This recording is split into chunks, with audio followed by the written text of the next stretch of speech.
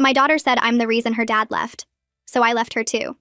I was making coffee after a double shift when my 14-year-old Ariana walked into the kitchen dressed for a party I'd never approved. I'm going to Mia's house. Her mom said I could sleep over. It's a school night. You have a test tomorrow. Her face twisted into something I barely recognized. Mia's mom trusts her. You're so controlling. No wonder Dad couldn't stand living here. I set down my coffee. Ariana, it's true. She stepped closer, tears building in her eyes. You drove him away. Everyone knows it. I heard Mia's mom say it. You're impossible to live with. I should have stayed calm. I should have explained. Instead, I was exhausted and hurt, and I said the worst thing I could have said. Fine. You want me gone? I'll give you some space. I grabbed my keys and drove to my sister's house. I told myself I'd go back in the morning, that I just needed one night to clear my head. But Ariana didn't call, didn't text, nothing. So I waited. She didn't know what I'd protected her from. The savings account her father emptied before he left. The nights I'd worked double shifts to keep us in our house.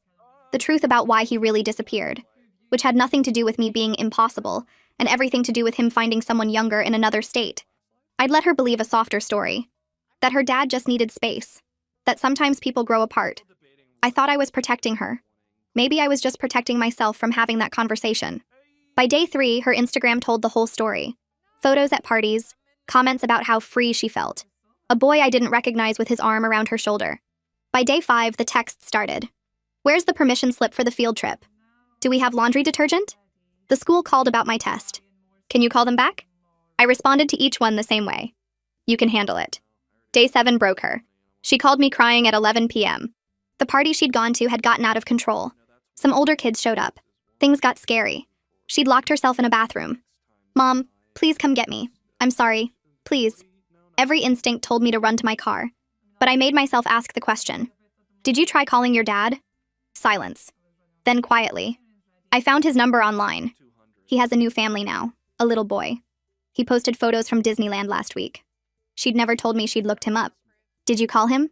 He didn't answer. I texted and he just said, her voice cracked. He said I should ask my mother, that he signed away his rights for a reason. I was already grabbing my keys. I found her sitting on the curb outside a house I didn't recognize. Mascara streaked down her face. She climbed into the car without saying anything. We drove home in silence. When we got inside, she sat at the kitchen table and stared at her hands. I didn't know he signed away his rights. I never told you. Why? I sat down across from her. Because you were 10. Because I wanted you to believe your father loved you, even if he couldn't show it. Because I thought the truth would hurt more than the lie. She looked up at me. You let me blame you. For years. You let me think you were the problem. I thought I was protecting you. From what? From knowing my dad didn't want me? She started crying again. I already knew, Mom. I just didn't want to believe it. It was easier to be mad at you. I reached across the table and took her hands. I'm sorry I left this week. That wasn't fair. I was hurt, and I handled it wrong. I'm sorry I said you were the reason he left. She squeezed my fingers. You're not. You're the reason I'm okay. You're the reason we still have a house and I have clothes and someone shows up to my volleyball games. I'll always show up. I know. She wiped her eyes. I think I always knew. I just didn't want to admit that the parent who stayed was the one who actually loved me. We sat there for a long time, not talking, just holding hands across the table. She's 16 now, still pushes boundaries, still rolls her eyes when I enforce curfew. We fight about clothes and boys and screen time like every other mother and daughter. But she's never blamed me for her father again. And whenever she leaves the house, no matter how annoyed she is with me, she always says the same thing. Love you, Mom. 3 words. That's all I ever needed. Not an apology, not perfection. Just the knowledge that when she walks out the door, she knows exactly who will be there when she comes back. Her dad gave her life, but I gave her a home. And she finally understands the difference. The morning after we talked, I woke up to sounds coming from the kitchen. I walked in and found Ariana standing at the stove making scrambled eggs. She had toast in the toaster and my favorite coffee mug sitting on the counter. She didn't look at me when I came in, just kept stirring the eggs in the pan. When they were done, she put some on a plate with 2 pieces of toast and slid it across the table to me. She gave me a small smile that didn't quite reach her eyes, but told me everything I needed to know. We were going to be okay.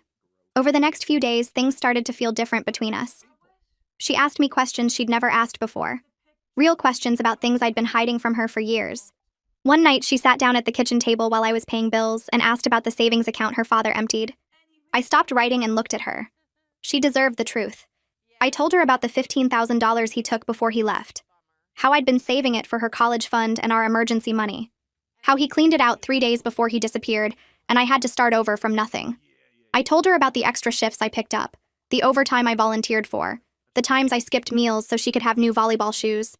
She sat there listening with tears running down her face. She didn't interrupt or ask questions. She just listened while I explained how I rebuilt everything he destroyed. A few days later, she asked about the divorce. Not the easy version I'd been telling her for years, but the real story. I sat down with her and explained how her father met someone online. How he spent months talking to this other woman while I was working double shifts. How he made promises to her and planned his whole exit without telling me anything. When Ariana was 10, he just left. Packed a bag while she was at the school and drove to another state. No warning, no conversation, just gone. Ariana cried when I told her. She said she'd always wondered why he never called or visited. Why he forgot her birthday every year. Now she knew it wasn't because of something she did wrong. It was because he chose to walk away. 2 weeks after the party, my phone rang while I was at work. It was Ariana's school counselor calling about her missed test and the absences from the week I'd been gone. I explained that we'd had a family crisis without giving details. The counselor was understanding. She said Ariana could make up the test and offered to meet with her twice a week to help her catch up. She also suggested regular check-ins to make sure Ariana was doing okay emotionally. I agreed to everything. Ariana started meeting with the counselor every Tuesday and Thursday after school. She'd come home and tell me about their conversations. How the counselor helped her understand her feelings about her father. How she was learning to process her anger without taking it out on me. I was grateful for those sessions. They gave Ariana a safe place to work through everything without our relationship becoming the punching bag again. One Saturday morning, I pulled out our household budget and asked Ariana to sit with me. I showed her everything. The rent payment, the utility bills, the grocery costs, her volleyball fees and equipment.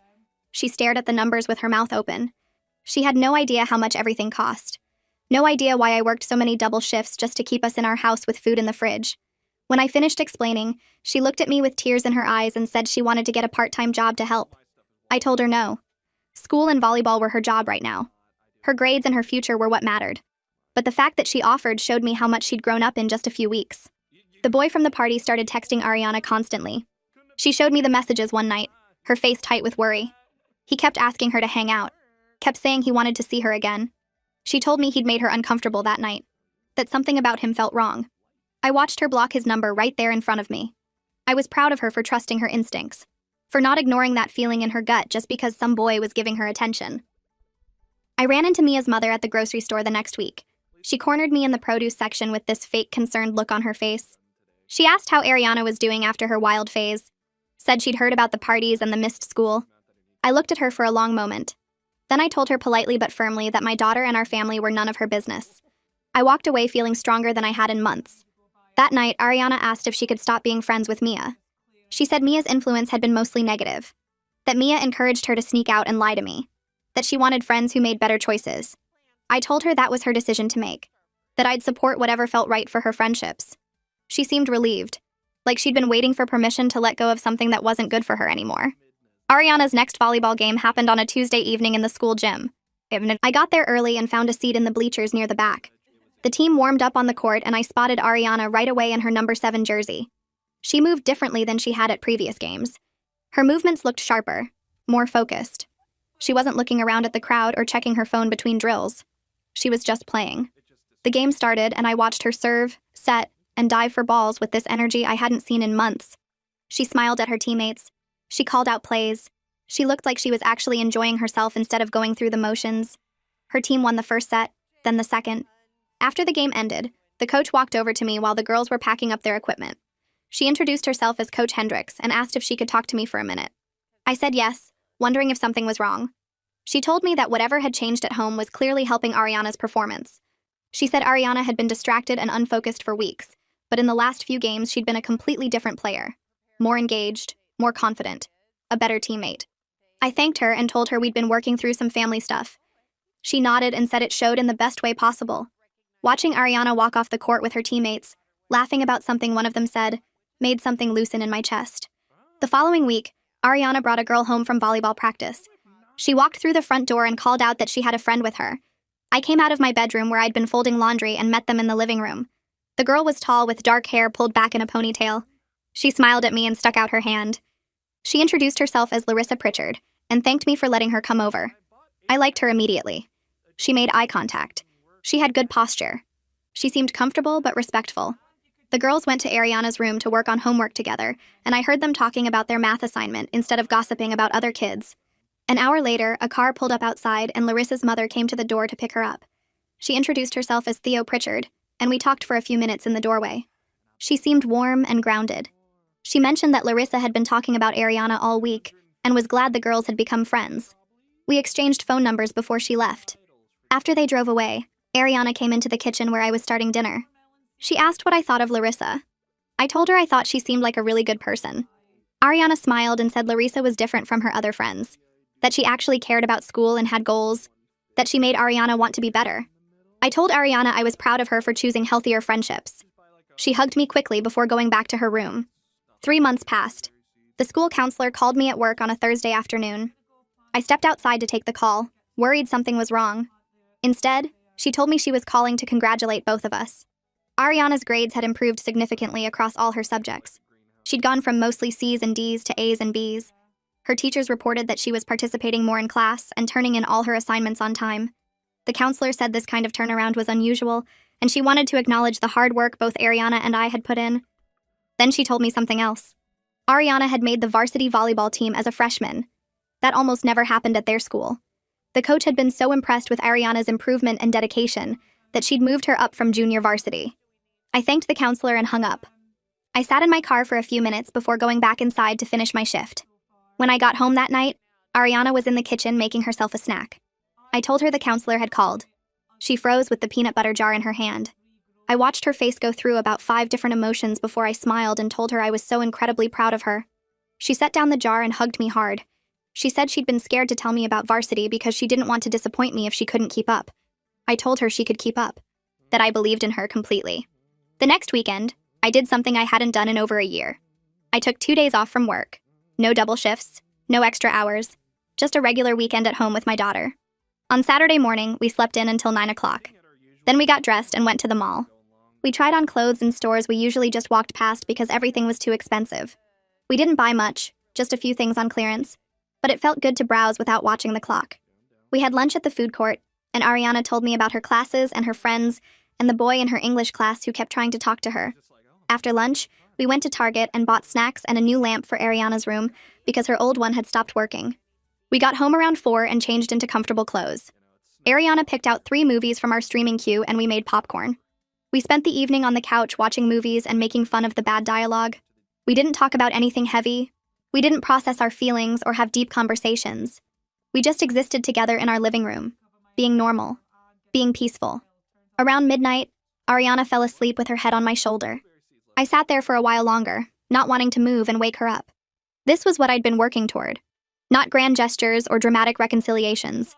Just regular Saturday nights where my daughter felt safe enough to fall asleep next to me. On Monday evening, Ariana came to me while I was paying bills at the kitchen table. She stood in the doorway for a minute before asking if she could talk to me about something. I closed my laptop and told her to sit down. She sat across from me and picked at her fingernails. Then she asked if we could afford family therapy together. She said her school counselor had suggested it might help us build even better communication. She said she knew money was tight and therapy was expensive, but she thought it might be worth it. I stared at her for a second. My 14-year-old daughter was asking for therapy, was taking initiative to improve our relationship even though things were already so much better. I told her yes, that we could make it work, that I thought it was a great idea. She looked relieved. I spent the next 2 days calling different therapists and clinics. Most of them were way outside our budget. But I finally found a sliding scale clinic across town that charged based on income. I made an appointment for the following week. When I told Ariana, she thanked me 3 times. She seemed nervous but excited. I was nervous too. But if my daughter was brave enough to ask for help, I was brave enough to follow through. Our first therapy session was on a Tuesday evening. The clinic was in an older building with worn carpet and fluorescent lights. The therapist met us in the waiting room. She was younger than I expected, maybe in her early 30s, with glasses and a friendly smile. She led us back to her office and we sat on a couch while she took a chair across from us. The session started awkwardly. Neither of us knew what to say. The therapist asked us why we were there and what we hoped to get out of therapy. I let Ariana answer first. She talked about wanting better communication, about not wanting to fall back into old patterns. about being scared that we'd fought so hard to fix things and might mess it up again. Then I talked about wanting to give Ariana the tools to express her feelings without fear, about learning how to listen better, about making sure she always felt heard. The therapist listened to both of us and then started teaching us some basic communication techniques. She had us practice expressing feelings without blame, using phrases that started with how we felt instead of accusations about what the other person did. It felt weird at first, mechanical. But by the end of the session, both of us were getting better at it. Before we left, the therapist suggested monthly sessions to maintain the progress we'd made. We both agreed. Walking out to the car, Ariana said that wasn't as bad as she thought it would be. I agreed. It actually felt good to have someone neutral helping us navigate our relationship. Our second therapy session happened 3 weeks later. The therapist started by asking how things had been going at home. We both said things were good.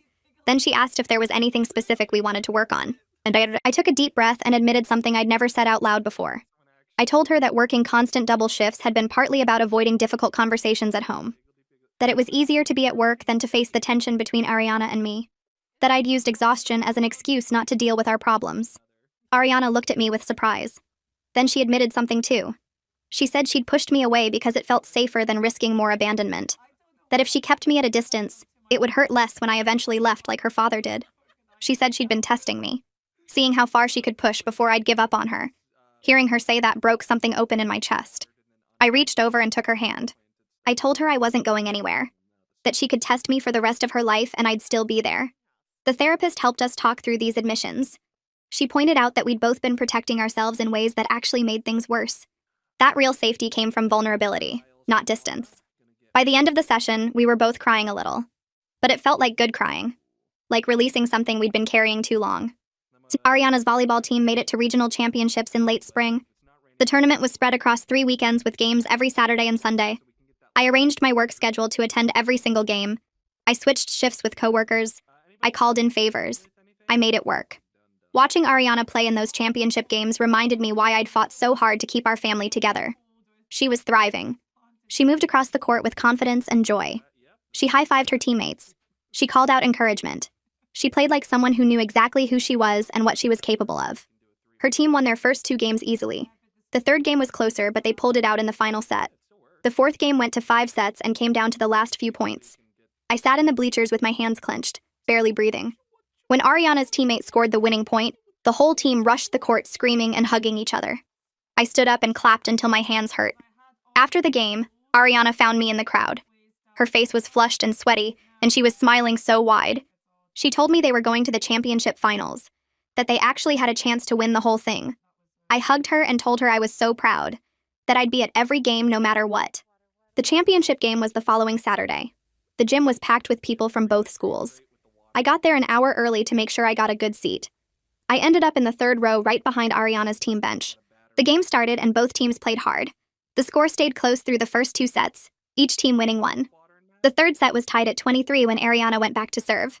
She bounced the ball a few times and looked up into the stands. Our eyes met and she waved at me. Just a small wave, barely lifting her hand. But it meant everything. She served and the ball cleared the net. The other team returned it, but Ariana's teammate spiked it down for a point. Ariana served again. Another point. And again. Her team pulled ahead and won the set. They won the 4th set too. When the final point was scored and the game was over, Ariana's team exploded with excitement. They jumped and screamed and hugged each other in a big pile in the middle of the court. Parents rushed down from the bleachers. I made my way through the crowd toward the team. Ariana spotted me and broke away from her teammates. She ran across the court and threw her arms around me. I held her tight while she cried happy tears into my shoulder. She kept saying they won. They actually won. I told her I knew they would, that I never doubted her for a second. Standing there in that gym with my daughter in my arms, I cried too. These were the moments I'd been working toward. Not the big dramatic reconciliations or the therapy breakthroughs, just my daughter running to hug me first when something good happened in her life. 6 months had passed since the night I picked Ariana up from that party. We were sitting at the kitchen table after dinner when she brought up her father. She asked if I thought she should try reaching out to him one more time. She said she knew he'd probably disappoint her again, but she wanted to try. She wanted to know she'd done everything she could before giving up completely. I asked her what she wanted to say to him. She said she wanted to tell him how his abandonment had affected her. She wanted to ask if he'd be willing to have any kind of relationship with her at all, even just occasional phone calls or emails.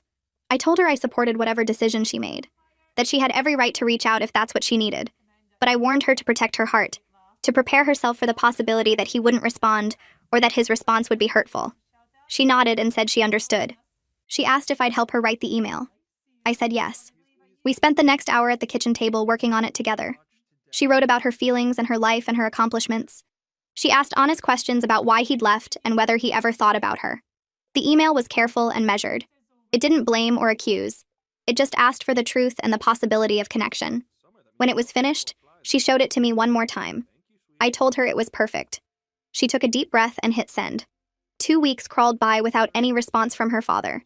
I checked my email constantly during those first few days, watching Ariana's face fall each time she opened her laptop. She never said anything about checking her inbox, but I could tell from the way she stared at the screen and then closed it quickly. On day 10, she found me folding laundry in the living room and sat down on the couch next to me. She picked up a towel and started folding it without looking at me. She said she wasn't surprised he hadn't answered. She said she needed to try one last time so she'd never spend her life wondering what if. Her voice was steady and calm, more mature than I'd heard from her before. I told her I was proud of how she handled it. She smiled a little and kept folding towels. On day 16, her father finally responded. Ariana was at volleyball practice when the email came through. I saw the notification on my phone because she'd forwarded me a copy of her original email, and his response showed up in the same thread. I didn't open it. I waited for her to come home and discover it herself.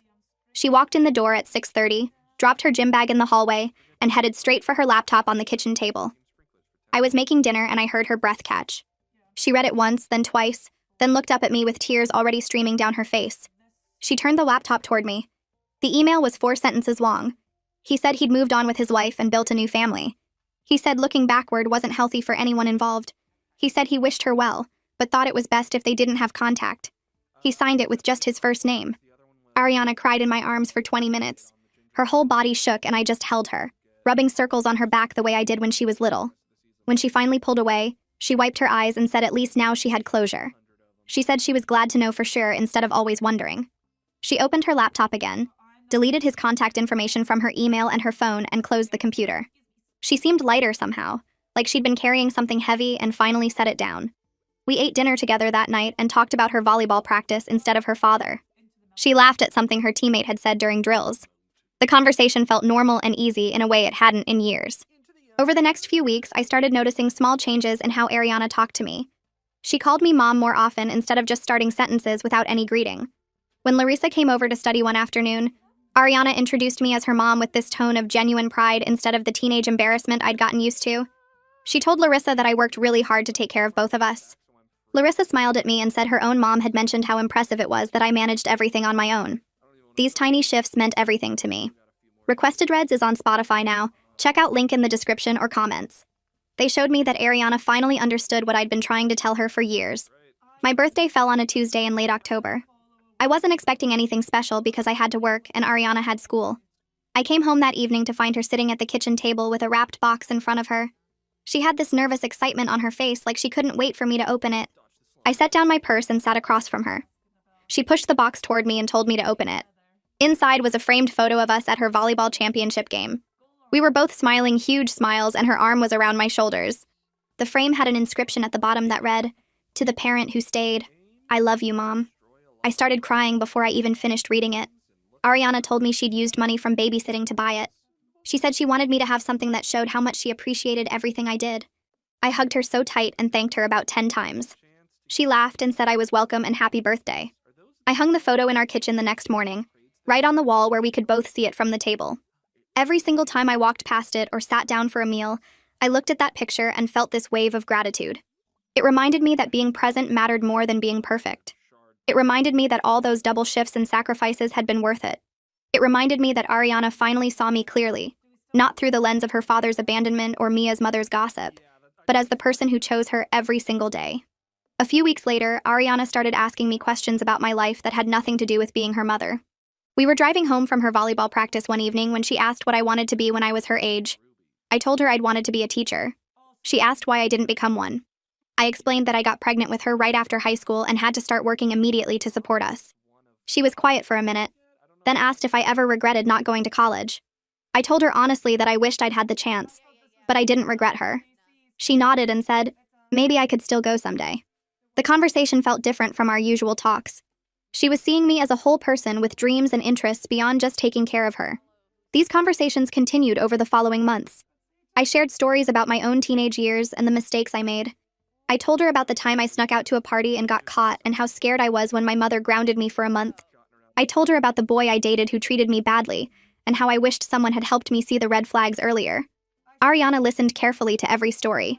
She started understanding that I wasn't trying to control her or ruin her fun.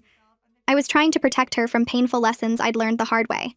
She told me one night that my stories helped her make better choices because she could see where certain paths led. 9 months after our reconciliation, Ariana brought home her report card and showed it to me with this proud smile. She'd made honor roll for the first time in 2 years. Every single grade was a B or higher. She told me that our improved home life had helped her focus on the school, instead of being angry and confused all the time. She said it was easier to care about homework when she wasn't fighting with me every day. I told her how proud I was, and suggested we celebrate with dinner at her favorite restaurant. We went that weekend and she talked the whole time about her classes and her teachers and her plans for next semester. Watching her be excited about school again felt like watching a flower bloom after a long winter. The following week, Theo invited us to a family barbecue at her house. She said several other volleyball parents would be there, and she thought it would be nice for everyone to get to know each other outside of games. I said yes immediately. We showed up on Saturday afternoon with a pasta salad I'd made that morning.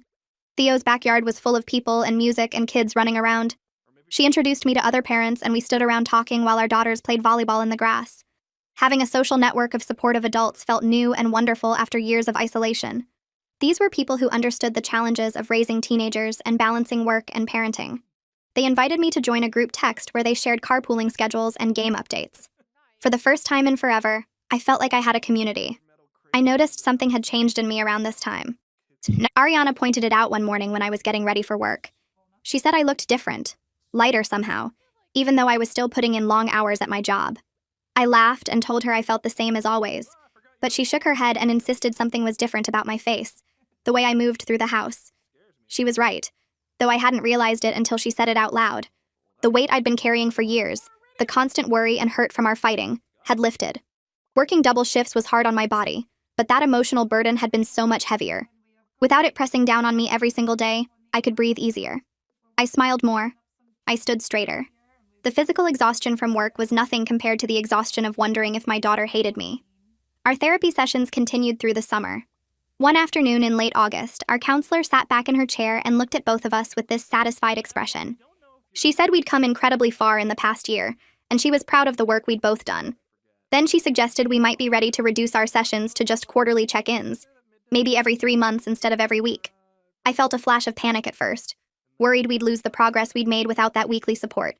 But Ariana reached over and squeezed my hand, and we talked it through right there in the session. We agreed to the reduced schedule but promised each other we'd keep having honest conversations at home, the kind we'd learned to have in therapy. The counselor reminded us that the tools we'd developed were ours to keep, and we could always come back if we needed more support. Walking out of that session felt like graduating from something important. The following fall, Ariana started high school. I was nervous about the transition, remembering how rough middle school had been for both of us. But she walked into that building on the first day with her head up and her shoulders back, completely different from the angry, confused girl she'd been a year earlier. She'd chosen her friends carefully over the summer, sticking close to Larissa and a few other girls from volleyball who seemed grounded and kind. She signed up for activities that actually interested her instead of whatever Mia had been doing. And every single day she came home to me. She'd walk through the door, drop her backpack, and tell me about her classes or her teachers or something funny that happened at lunch. She trusted me again, and I could see it in everything she did. My supervisor called me into her office one Tuesday morning in October. I thought I was in trouble for something, maybe taking too many shifts or not enough, but she told me to sit down and then offered me a promotion. The position came with better hours, which meant I wouldn't have to work as many double shifts anymore, and slightly higher pay that would help us build our savings back up. I accepted immediately, almost crying right there in her office. When I got home that evening, Ariana had cooked dinner. She'd made spaghetti and garlic bread. Nothing fancy, but she'd done it all herself while I was at work. She'd even set the table with real plates instead of paper ones. She said she wanted to celebrate my promotion, that she was proud of me. We ate together and talked about what the extra money might mean for us. Maybe a real vacation someday, or new equipment for volleyball. It was one of those perfect ordinary moments that felt extraordinary because of everything we'd been through to get there. A few weeks later, Ariana came into the living room where I was folding laundry and sat down next to me. She started asking questions about dating and boys, but not in the defiant way she used to ask about things. She was genuinely curious, wanting my perspective on relationships and what to look for in someone who treated you right. I put down the towel I was folding and we talked for almost an hour about respect and red flags and how to know when someone truly cares about you. I told her about her father, the warning signs I'd missed when we first got together, the ways he'd made me feel small that I'd ignored because I was young and didn't know better. She listened to every word, asked thoughtful questions, and actually seemed to value what I had to say. This was the conversation I'd wanted to have with her for years, and it was finally happening because we'd built enough trust for her to let me in. Her first high school dance was in November. She came into my room the night of the dance wearing a dark blue dress that hit just above her knees. She did a little spin and asked what I thought. I told her she looked beautiful, absolutely stunning, and I meant every word. Then I asked if she was sure the dress met the school's dress code requirements, and instead of getting mad at me for checking, she laughed and showed me the school handbook guidelines she'd already reviewed. We took pictures in the living room, just the two of us, and I drove her to the school. She kissed my cheek before getting out of the car and told me she'd text me when she was ready to be picked up. I watched her walk into the building with her friends, and my heart felt so full it hurt. She texted me at exactly 10:30, right when the dance ended.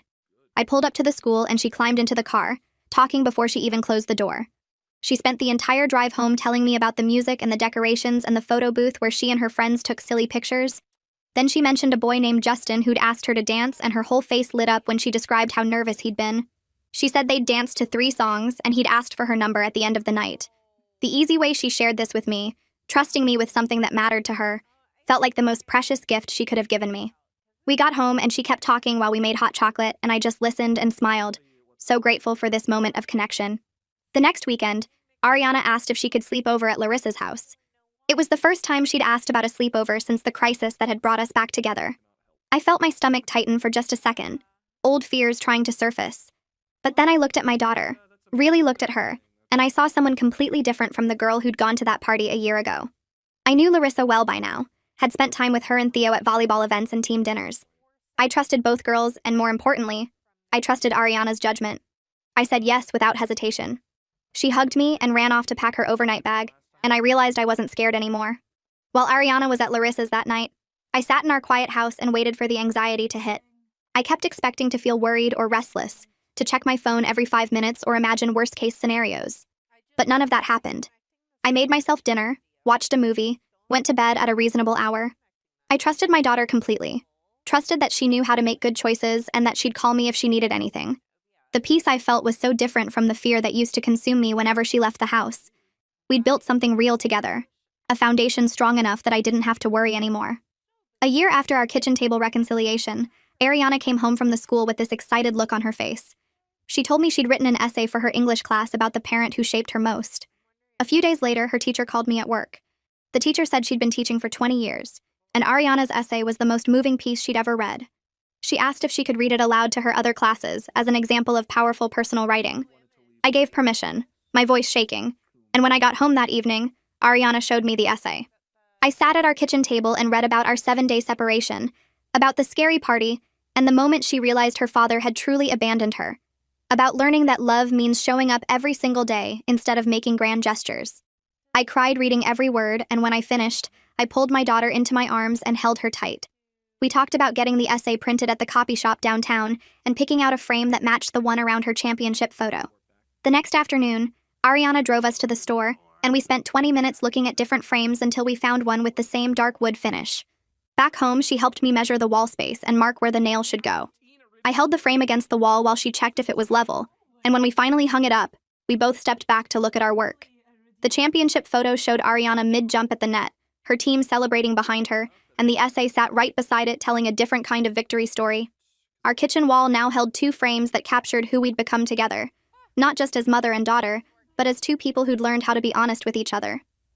I ran my fingers along the edge of the essay frame and felt something settle in my chest, a quiet pride that had nothing to do with perfection and everything to do with survival. 3 weeks later, Ariana came home from volleyball practice with news that her coach had nominated her for a leadership award. The ceremony would be at the school gym in front of all the teams and their families, and winners would give short acceptance speeches. Ariana practiced her speech at our kitchen table, reading it to me twice and asking if certain parts sounded okay. The night of the ceremony, I sat in the bleachers watching other students accept awards for academics and athletics, and then they called Ariana's name. She walked up to the microphone looking nervous but steady, accepted her trophy from the coach, and then turned to face the crowd. She thanked her teammates and her coach, talked about what leadership meant to her, and then she looked right at me in the stands. Her voice got quieter but stronger somehow, and she said that her mom had taught her what real strength looked like by working double shifts and showing up to every game and never giving up even when things got hard. People started clapping before she even finished, and I had to wipe my eyes because I wasn't expecting her to say any of that. When the ceremony ended, Ariana found me in the parking lot and I hugged her, so tight I thought I might never let go. 15 months had passed since the week I'd left, since the scary party and the kitchen table conversation that changed everything. I was at the grocery store comparing prices on pasta when I heard someone say my name. I turned around and there was Mia's mother standing by her cart, looking uncomfortable. She said she'd been wanting to talk to me for a while, that she owed me an apology for the things she'd said about my divorce and my parenting.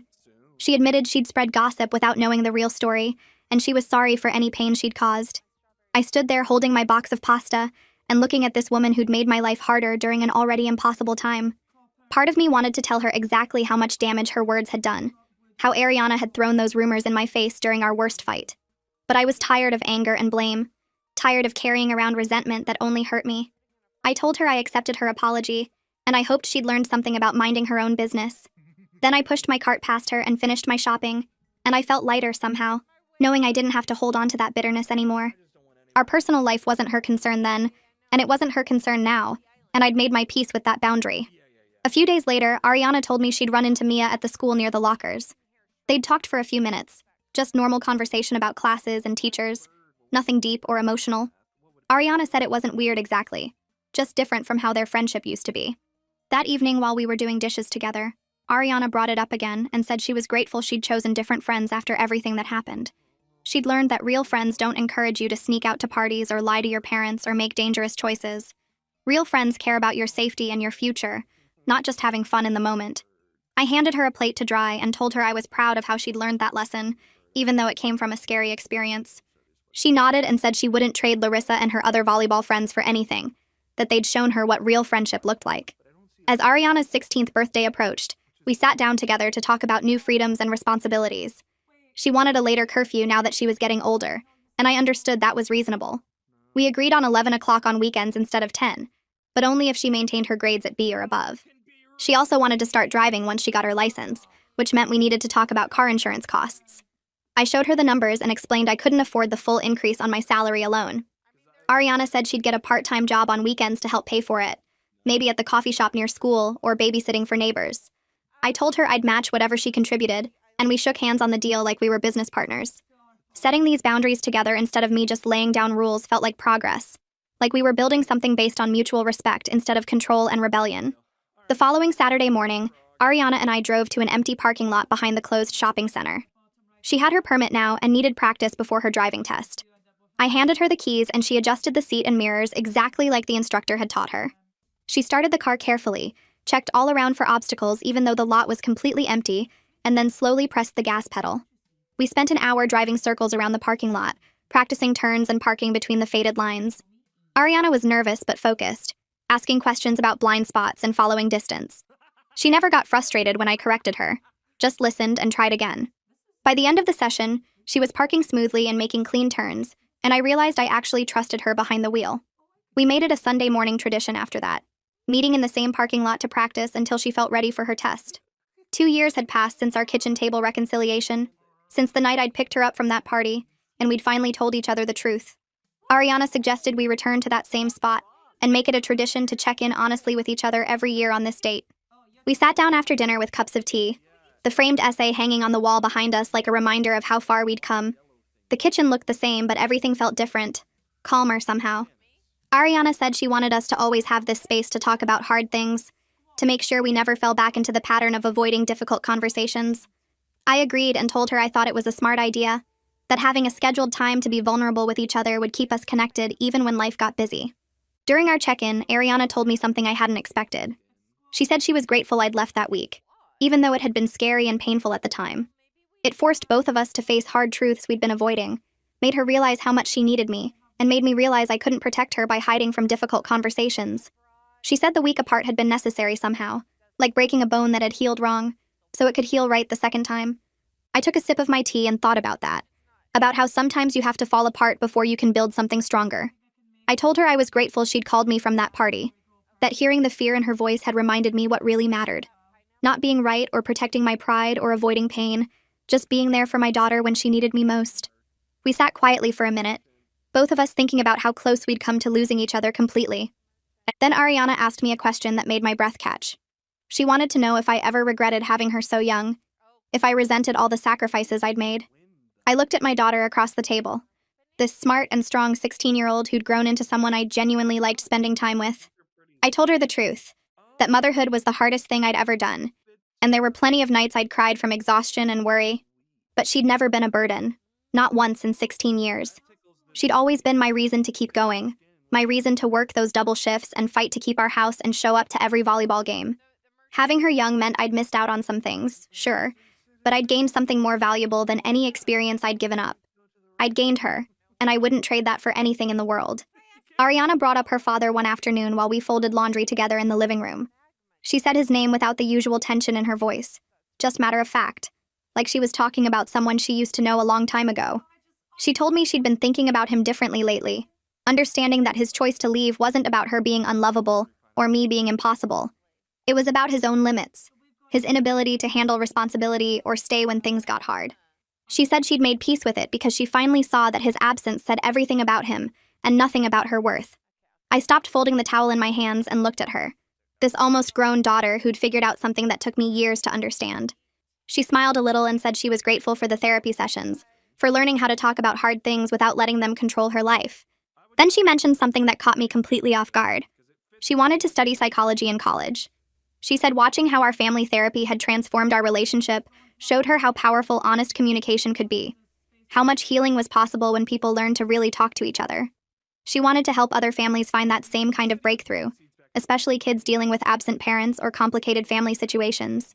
I felt this surge of pride that made my chest tight because she was taking our worst moments and turning them into something meaningful. She was choosing to build her future on the foundation of what we'd survived together. Ariana's 16th birthday arrived on a Saturday in late spring. I took an extra shift the week before to afford the party she deserved, renting space at the community center where her volleyball team practiced. I invited her teammates, her close friends from the school, and a few of the parents I'd gotten to know through games and tournaments. Larissa helped me decorate with streamers and balloons in Ariana's favorite colors, while Theo set up a playlist of music I'd carefully screened to make sure it was appropriate.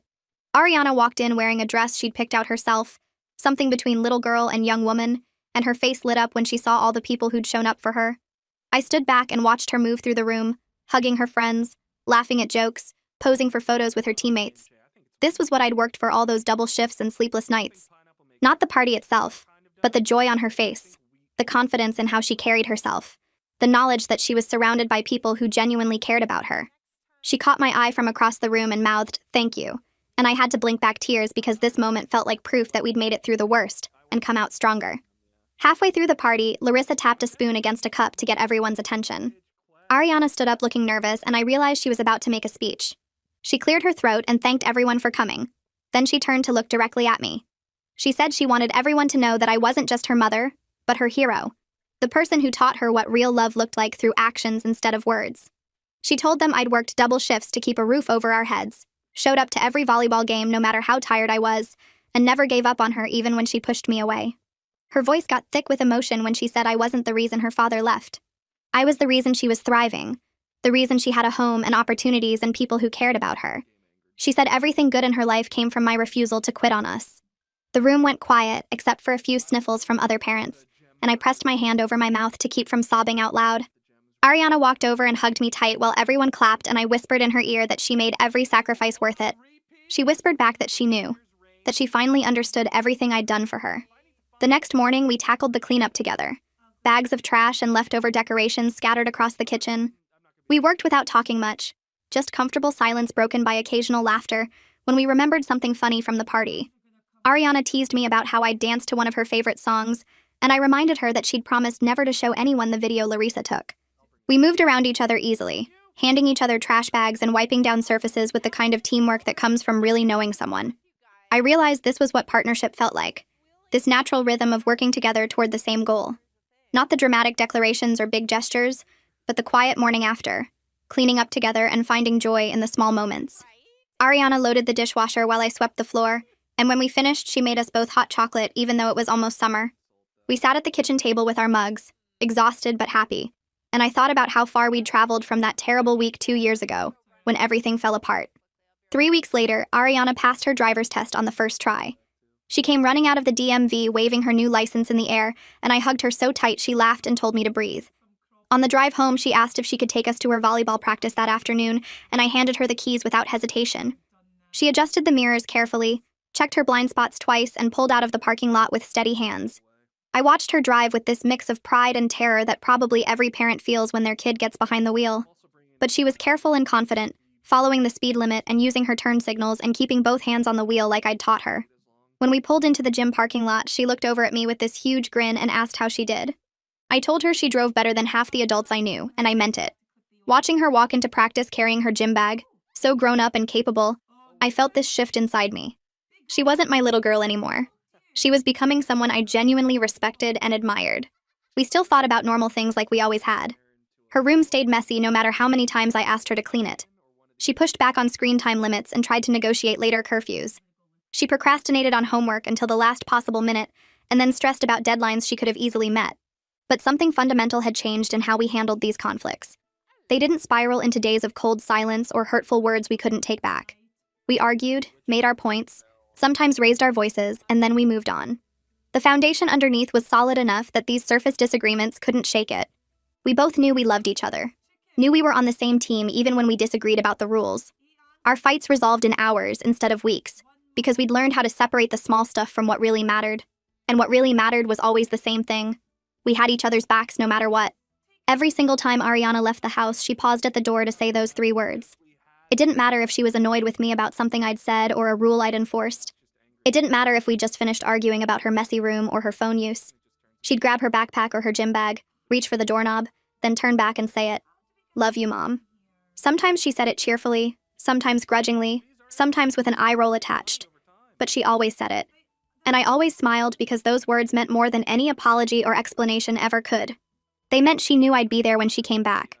They meant she trusted our foundation enough to leave knowing it would still be solid when she returned. They meant she'd finally learned the difference between a parent who made promises and a parent who kept them. 2 years had passed since that terrible week when I'd driven to my sister's house and left Ariana to figure things out on her own. 2 years since she'd called me crying from that party, scared and alone, learning the hard way that her father had moved on without her. Looking back now, I could see how that week had cracked us both open in ways that needed to happen. The protective lies I'd been telling had to shatter before we could build something real. The anger she'd been carrying had to break before she could let herself love me without reservation. We'd built something stronger than before, something based on honesty and respect, and the daily choice to show up for each other. Not just during the big moments, but during all the small, ordinary ones that actually made up a life. Making breakfast together on Sunday mornings, driving to volleyball practice, folding laundry while talking about college plans. These were the moments that proved love wasn't about grand gestures. It was about consistency, about being present even when it was hard or boring or inconvenient. I stood in our kitchen looking at the framed photo from her volleyball championship and the essay she'd written about me for English class. Both hung on the wall where we'd had our breakthrough conversation that night 2 years ago. The photo showed Ariana mid-serve, focused and powerful, and completely in her element. The essay described her journey from angry teenager to someone who understood that love meant showing up, not just saying the words. I read the last line again even though I'd memorized it months ago. My father gave me life, but my mother gave me a home. And that made all the difference. I used to think her father's absence was my failure somehow, that if I'd been better or different or more, he would have stayed. But standing here looking at everything we'd built together, I finally understood what Ariana had figured out before I did. He gave her life. I gave her everything else. And she understood the difference now, really understood it in a way that went deeper than words. So did I. Well, that wraps up whatever this was. If you stayed until the end, I assume curiosity got the best of you. Might as well come back next time and see if I top it.